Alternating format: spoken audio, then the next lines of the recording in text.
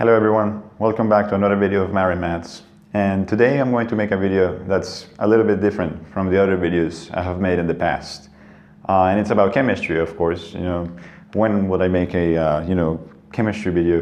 When would Marine Maths dare do that? But I'm taking chemistry 2, which is basically general chemistry. But we're starting to look at something that relates to calculus. So we're looking at the rates, the rates of reactions, which falls into the category of kinetics, right? So many people, oftentimes are confused about, how to find the half-lives of a certain reaction which has a certain order, because you can have a first, second, third. You could even have 1/2 order reactions. So I'm going to show you how you can derive those formulas, those equations, so that it can be easy for you to find the half-life of any reaction, or you could even find how much of a certain a material, a certain element, whatever you want, you have after a certain amount of time, right? So given time t, some initial concentration and your rate constant k, I think you can find it easily. Okay, so let's go ahead and start. So let's say that we have, some chemical reaction. So we have a reactant A, which goes to some product B plus C, So this is our chemical reaction, right? And well, in kinetics, we know that in order to represent the rate, of a reaction in terms of the reactants, we say that, the rate is nothing but negative. The negative sign here indicates that the rate of change of our reactant is going down, right? So our concentration in the reactant side is going down, while the concentration in the product side is going up. It makes sense. It's intuitive, because it makes sense that you're using up some sort of reactant to make some sort of product. So it's simple. So this is negative, The change in the concentration, the average change, generally it's described as delta, the average change in the concentration of our reactant A divided by some time interval, the delta T, This is in terms of our reactant. And you can also say that this is equal to, the rate of change of our products, right? So this is delta, the concentration of B, divided by some interval of time, delta T, and it's also the rate of change, of the concentration of C. So this is all equivalent, and you can also express each of them using, well, not really, because when you use the rate law, when you use the rate, is equal to some K constant, right? The reaction constant, K, times the reactant, which is in this case A. So this will describe the rate law, and it has some order. So the reaction has some order n, and you can set this equal to all of this, and you will get the same, right? Now, this is very beautiful, very nice concept, but this only works for an average amount of time. So it works for extended intervals of time. So this only works for, let's say you have a curve like this, right?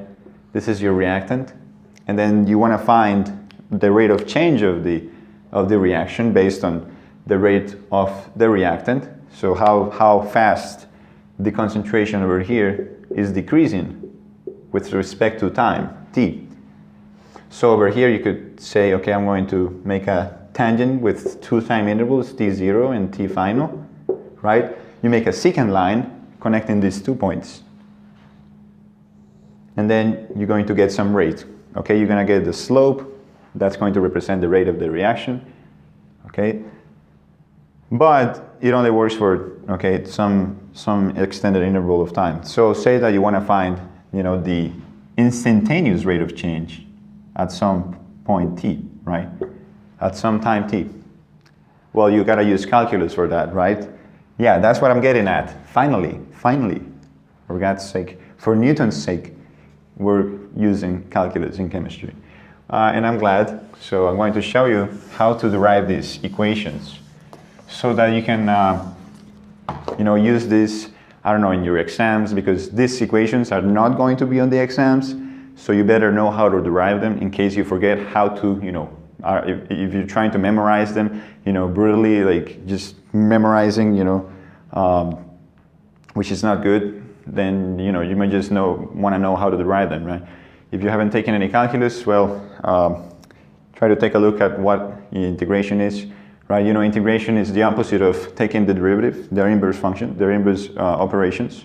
So let's say that instead of, delta concentration of A divided by the interval of time, we're going to have an infinitesimal rate of change, right? So we have the rate of the reaction rate, okay, is equal to negative d of the concentration of A over dt. So this represents, okay, the instantaneous rate of change of the concentration of A with respect to time, t.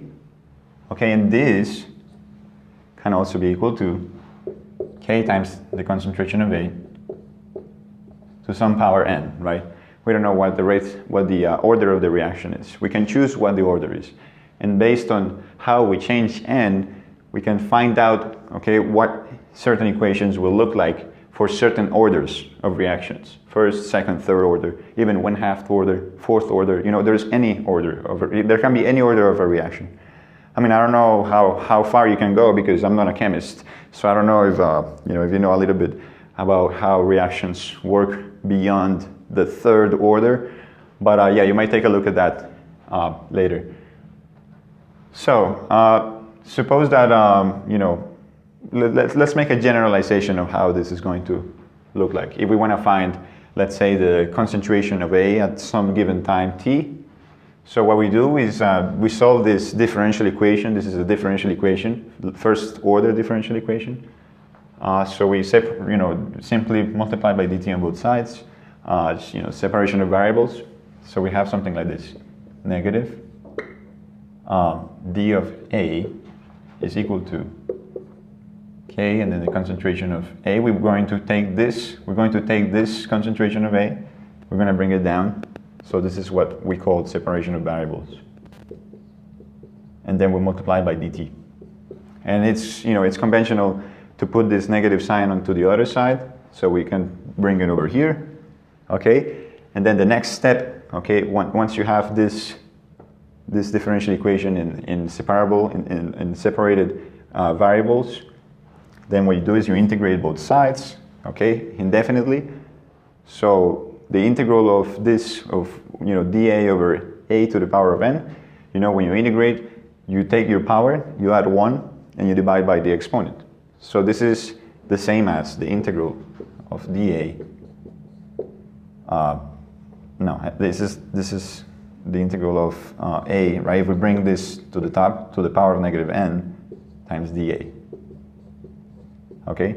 And this gives you negative n plus 1, so this is going to be A, and then 1 minus n, and then you divide by the exponent, which is 1 minus n. Okay, and then if we integrate the other side, this is nothing but kt, right? Negative kt plus some constant c. Okay, and then to find your constant c, usually, by convention, it's assumed that the initial value problem that we're going to solve for each of these differential equations is, okay, for some time t equals 0, we're going to have an initial concentration. The concentration is going to be A0. Okay? Which means that if we let t equal 0 in this final equation, okay, we're going to have C is equal to this, but it's going to be the initial concentration. So you're going to have something like this. The concentration of A to the power of 1 minus n over 1 minus n equals negative kt, and then plus the initial concentration A0 to the power of 1 minus n divided by 1 minus n. Hey, how are you doing? Good. You want to plug that in? Yeah, I'm gonna plug it. Oh, that's fine.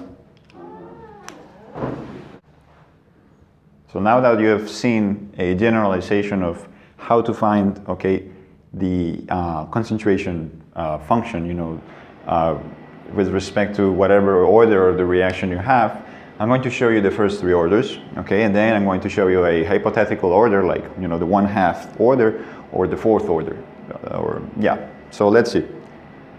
So suppose we have the same chemical reaction, A goes to B plus C, and of course we're going to find, in this case, we're going to assume that this is a not as first, but 0th order reaction. So 0th order reaction means that in this case, if you have rate equals to K times the concentration of A to some power N, that power is going to be 0, okay? And well, what's A to the 0th? Anything to the 0th is going to be 1, which means that this is K alone. So if we use some calculus to find the instantaneous rate of change at some time t, we can say that negative d concentration of A over dt, right, the instantaneous rate of change of the concentration with respect to time t is equal to K. We bring the negative to the other side, right? We multiply by dt, and then we integrate on both sides. Now, the integral of dA is nothing but A alone. This is equal to the integral of negative kt, so k dt, which is negative kt, plus some constant c. And of course, we're going to assume that at the time equals 0, we have concentration A0.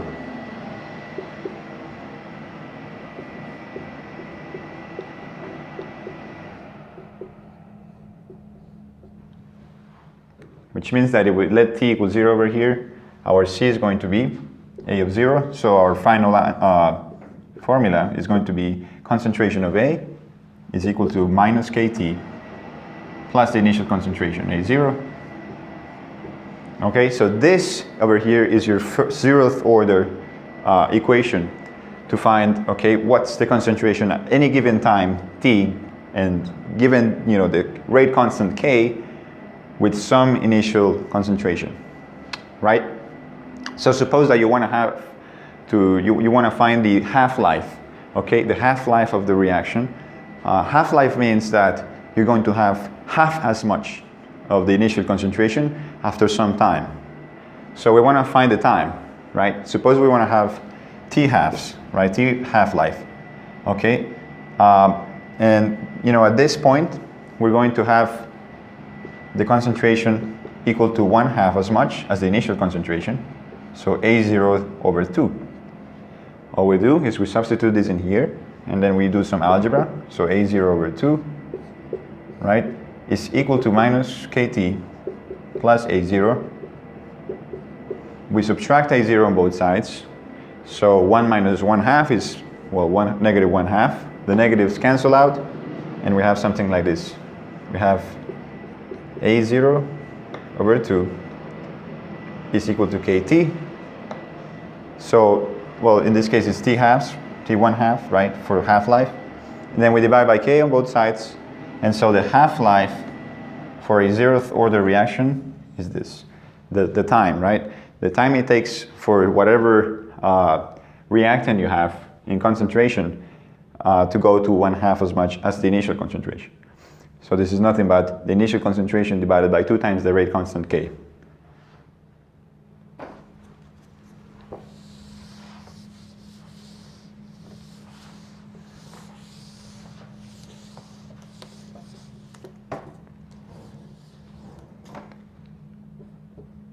Now let's look at first order reactions. Now for the first order reaction, we have the rate is equal to K times the concentration of A to the power of 1. If we want to find the infinitesimal rate of change, we set it equal to negative d concentration of A over dt. We solve the differential equation, okay, by separation of variables, and we integrate both sides. So we're going to have something like this. We're going to have the integral of dA over A. Okay, we bring all a's to one side, right? Where we put the negative on the other side, we get negative k dt, integral of that. Now the integral of dA over A you know, it's like the integral of dx over x is nothing but, okay, ln absolute value of x. Okay, so this over here is nothing but ln natural logarithm of the absolute value of the concentration. Usually they don't put absolute value because, well, concentration cannot be negative, right? Which is nothing but negative k of times t plus some initial constant, you know, c. And of course, we're assuming that at time t equals 0, the concentration is, you know, A0. So we substitute A0 into our concentration, let t equal 0, solve for z. So we have the final equation. Natural logarithm of the concentration of A equals negative kt plus natural logarithm of the initial concentration A0. You can find the half-life over here, and you're going to find something interesting about this. So for that, we have to say that t 1/2, right, at the half-life, at the time it takes for the initial concentration to go half times as much, is going to have, okay, well, A0 over 2, right? That's going to be the concentration, A0 over 2. So we substitute this in here, and then we're going to get something like this. So we got the natural logarithm of the concentration of A, or A0 over 2, right? Which is equal to negative k times the time for the half-life plus the natural logarithm of A0. We subtract the natural logarithm on both sides of A0 in order to solve for the time. So we get natural logarithm of A0 over 2 minus natural logarithm of A0 equals to minus kt 1/2. Now, over here we can use the properties of logarithms, which means that if we're subtracting two natural logs, we can do the same, we can divide these two values inside. So we're going to have something like this, natural log of this divided by this, okay? So it's basically A0 over 2 divided by A0. And look at that. It cancels out. And this is equal to minus kt 1/2. We can divide by negative k on both sides. So we have something like this, minus 1 over k. And well, we can also use another property of natural logs over here. So the time, okay, the time takes for the concentration to reach 1/2 as much concentration of the initial concentration will be something like this. Will be natural log, okay, and then the negative, we can raise it to the power of okay, negative 1. We can raise this, okay, this number to the power of negative 1/2. So we have natural log 1 over k, right? And then we have 1/2 to the power of negative 1. And 1/2 to the power of negative 1 is nothing but 2. So the half-life is going to be natural log of 2 over k. And well, this tells us that for a first order reaction, okay, the time it takes for the initial concentration to go 1/2 as much is independent of the initial concentration. So it's a constant, okay? So it only depends on the rate constant. Now for the second order reaction, so second order, you know, we do the same process. We can do this forever if you want. So look at this. We have the rate equals to k, concentration of A to the second power equals to negative dA over dt.